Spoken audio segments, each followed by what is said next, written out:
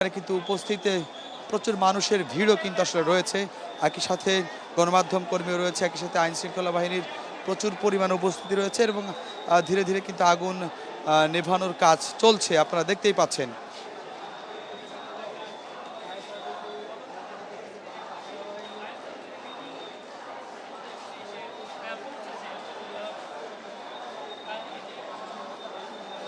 আপনারা জানেন যে আসলে আজকে 9টা 45 উসমান হাদি কিন্তু সিঙ্গাপুরে মৃত্যুবরণ করেন।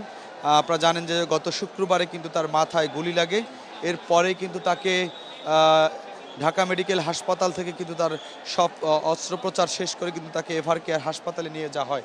এরপরে কিন্তু তাকে উন্নত চিকিৎসার জন্য সরকারের সহযোগিতায় তাকে সিঙ্গাপুরে পাঠানো হয় এবং সিঙ্গাপুরে চিকিৎসারত অবস্থায় কিন্তু আজকে তিনি মৃত্যুবরণ করেন। এরপরেই কিন্তু আসলে রাজধানীতে বিভিন্ন রাজনৈতিক দল ফুসে উঠেছেন। একই সাথে কিন্তু বিভিন্ন রাজনৈতিক দলের নেতাকর্মীরা গভীর শোক প্রকাশ করছেন। ইতিমধ্যে আপনারা জানেন যে প্রধান উপদেষ্টাও আসলে এই বিষয়ে জাতির সামনে ভাষণ দিয়েছেন এবং আগামী শনিবার কিন্তু আসলে রাষ্ট্রীয় শোক ঘোষণা করা হয়েছে উসমান হাদির মৃত্যুকে ঘিরে।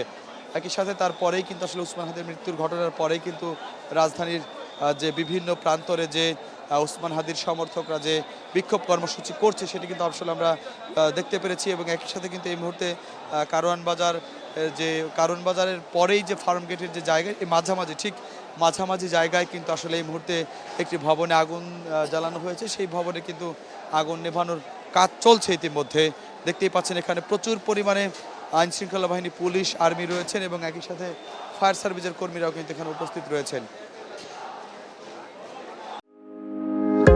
হার্টের যত্নে বিশ্বসেরা ক্যানোলা তেল এখন বাংলাদেশে।